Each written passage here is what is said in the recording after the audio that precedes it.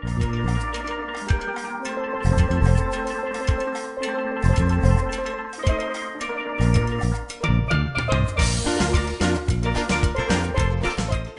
here, Sammy. Come on. Come on, Sammy. Let's go make a movie. Come on, puppy. Good girl. Come here. Oh, she's stopping right at the door. Come on. Come here. Sit. Good girl. Can you ring your bells? That's a good girl. Sammy is now 2.5 years old. She's getting up there. Good girl. Okay. I got to go to work. Come on, let's go. I got to wash my hands. Oh, she's back. All right, Sammy, I got to go to work now.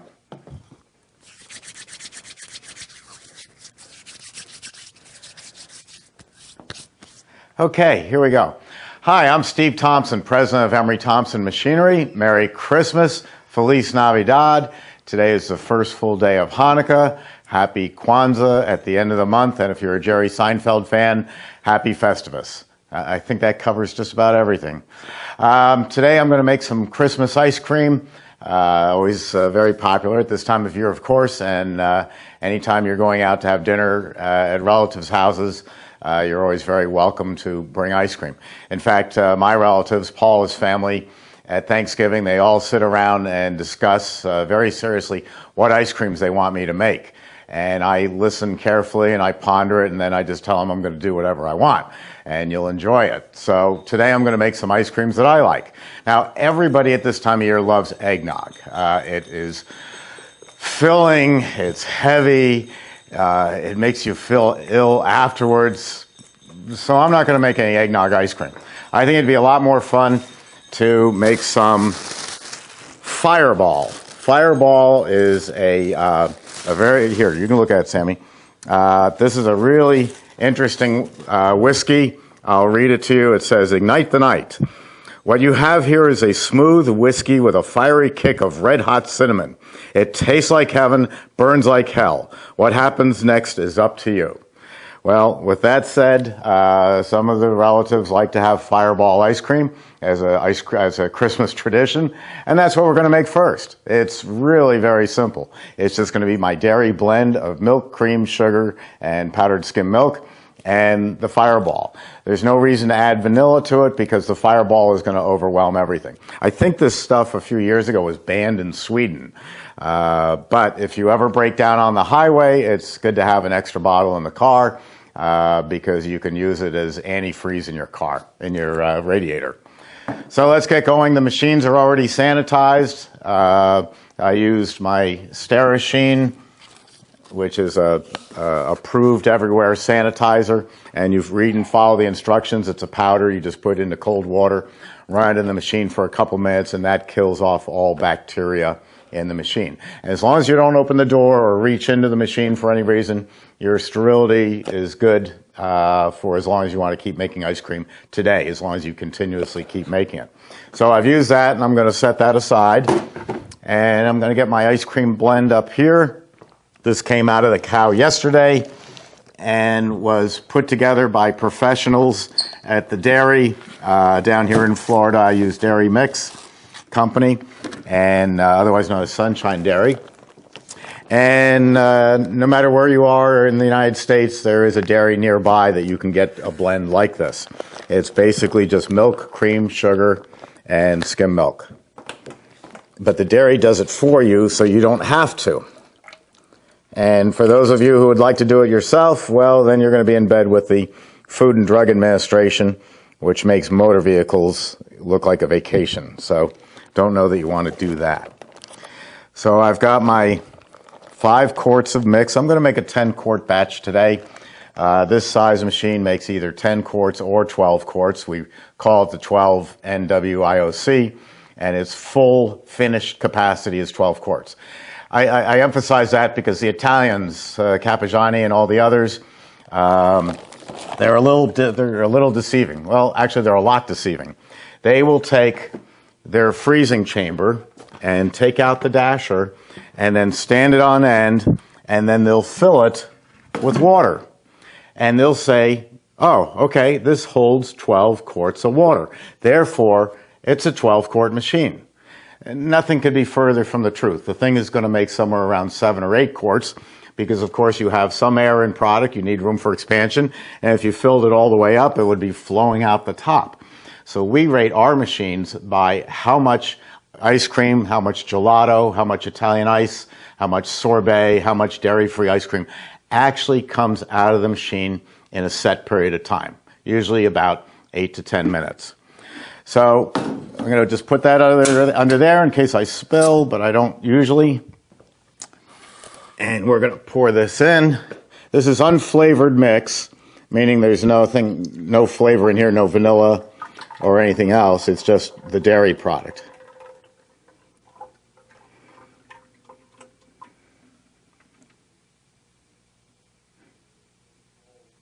Okay, that's in. Now I'm going to run homemade, which is a high air content product. It's what I call a very good eating ice cream. I'm giving this away to friends, so I want the most bang for the buck. I want the highest volume. We are also able, with the infinite overrun control, to set it for super premium. There's a little lever here that says, I know you can't see it from there. It says super premium, and then it goes to the speed that I want. Or it can go to Italian ice, gelato, frozen yogurt, cream ices, frozen custard, that's the heaviest one, sorbet, sherbet, sorbetto, and frozen lemonade. So all you have to do is pick the product you want. I'm going to go to homemade and hit start. Now that's the speed that I want to make a homemade ice cream. Now I'm going to turn on the refrigeration. Once I turn this on, the barrel instantly gets cold. It's surrounded by Freon gas, an environmentally friendly propellant, and the barrel gets super cold, and that's how we make ice cream, by scraping it off the walls. So that's on. I'm going to set a timer just as a guide. I really don't use them because every batch is slightly different. And now I'm going to add the fireball.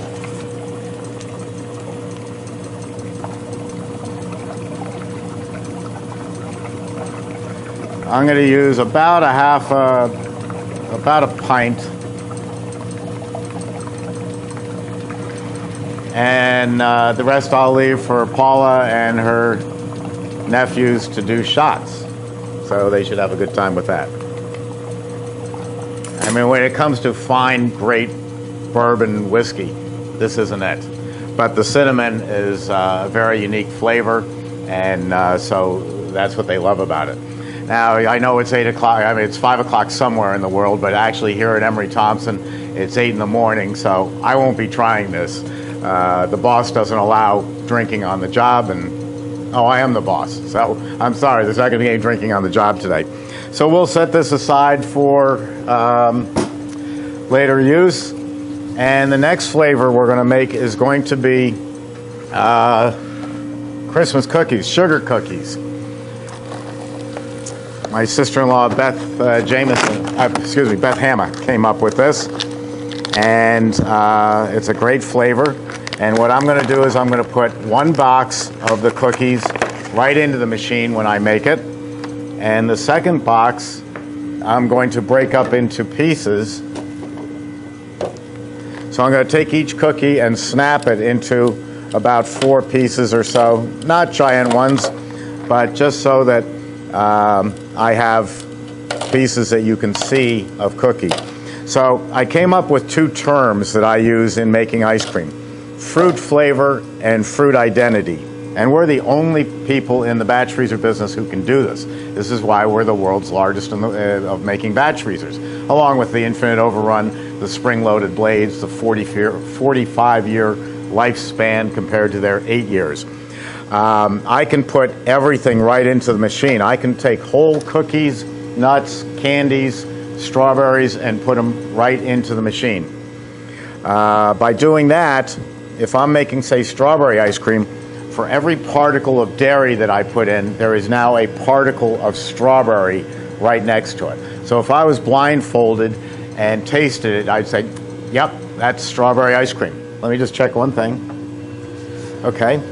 And So the flavor is in there. Nobody else can put stuff into their machine. If you put it into another Italian machine with all the Chinese parts, they're going to void your warranty. They're going to say, that's it. You damaged the machine because it's so delicate that it can't take having even cookies put in there. So they put guards up that won't allow you to do it. You could bypass the guards, but you're going to void your warranty. Everything goes in, so you get this tremendous taste because of the flavor being right in there. Then I'm going to, you not only eat with your taste buds, but you eat with your eyes. And so when people look at the ice cream, I want them to be able to see cookies in it as they're scooping it. And so that's why I have the fruit or flavor identity in the cookies. Now, I don't know of any other machine on the market that you could pour alcohol into it in that quantity and still have it freeze. This will freeze, but of course alcohol freezes at, I believe it's minus 270 degrees Fahrenheit. If I'm wrong, please don't write me, I'm close. So it never freezes. The alcohol stays in suspension in the ice cream. So I do expect this to come out a little bit softer than other ice creams, and it will freeze nicely in the machine and then in my freezer. But when you store it, put it in the coldest section of your dipping cabinet. Jack, can you move the camera over a little bit so they can see this table a bit and let me know when you're there?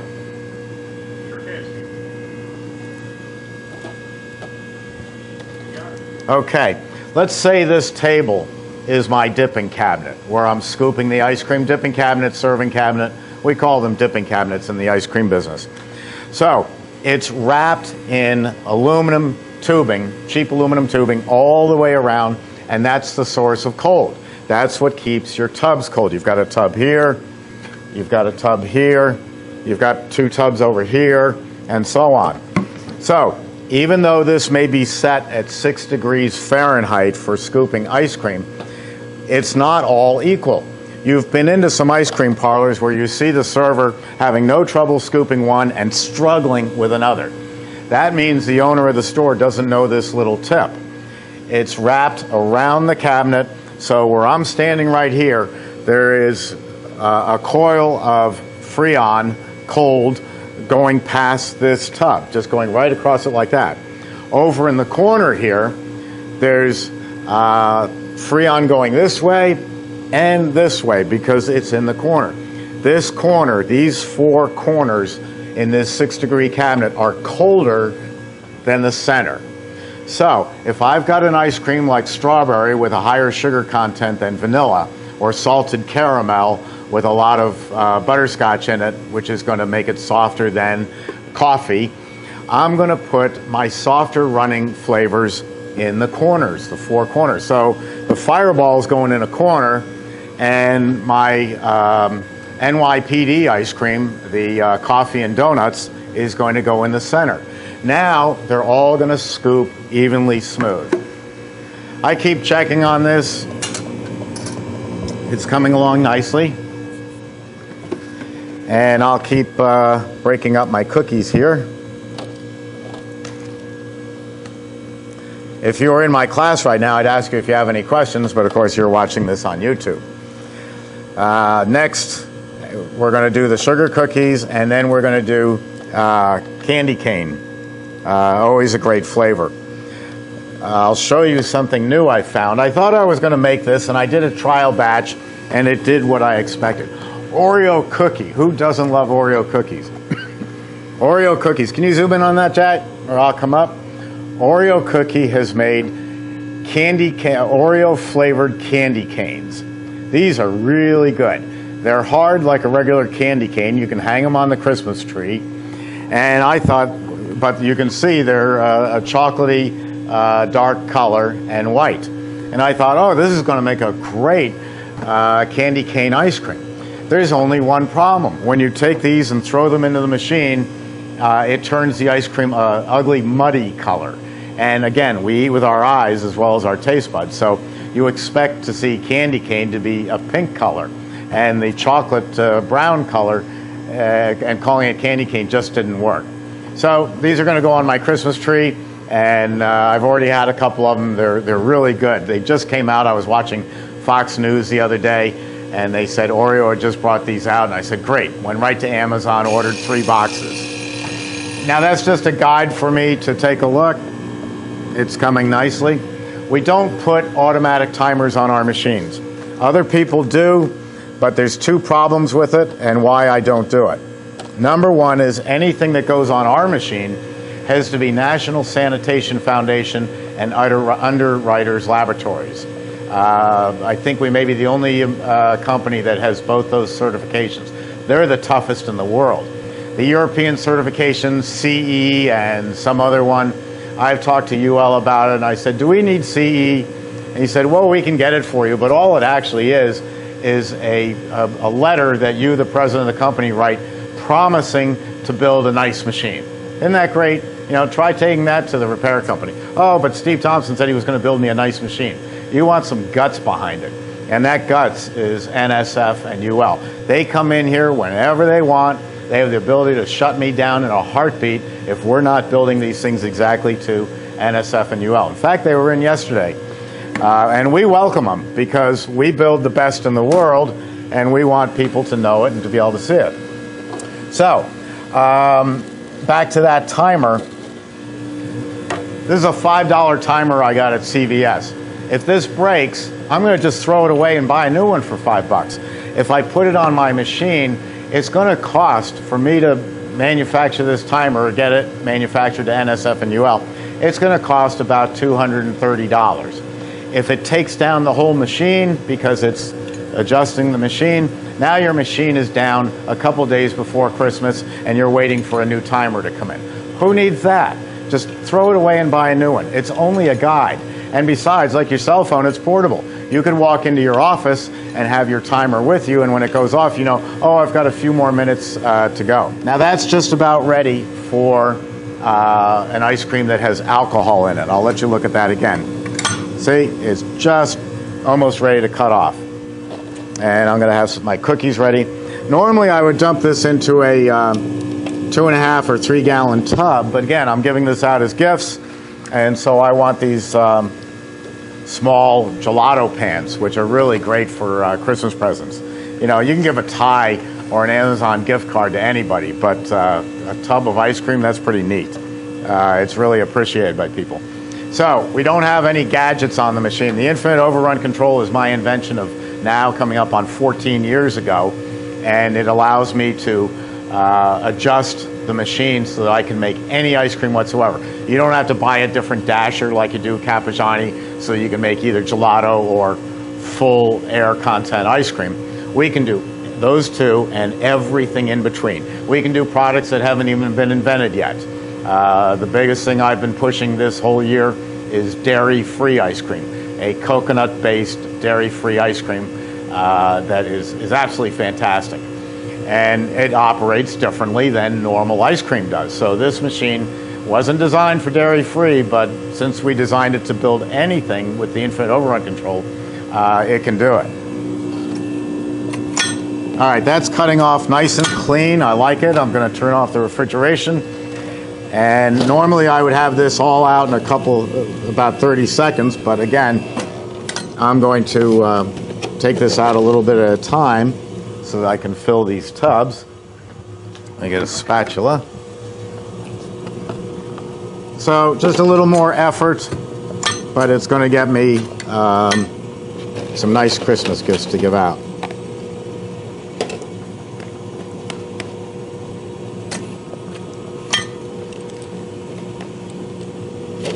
Doesn't that look nice? That's beautiful. Isn't that pretty? Let me keep going, and then I'll bring one up.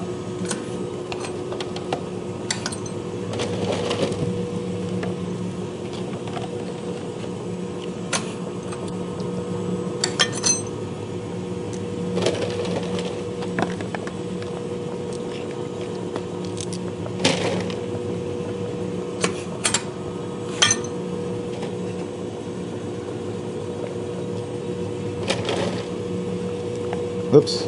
Always nice to put some right on top so that when people see it, they know what the ice cream is. Now I am going to rinse out this machine.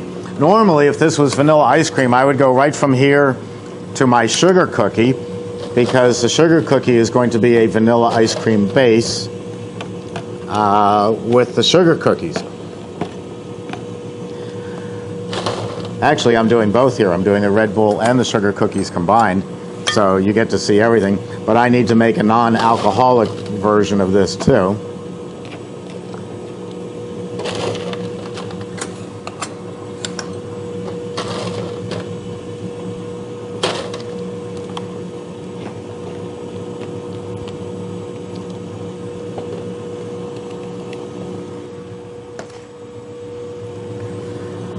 See?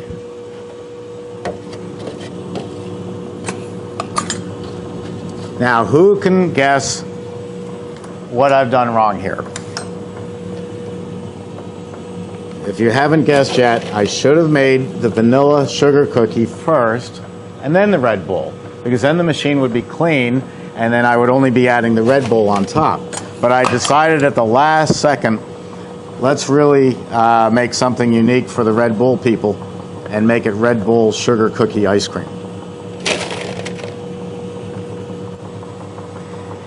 And that's about it.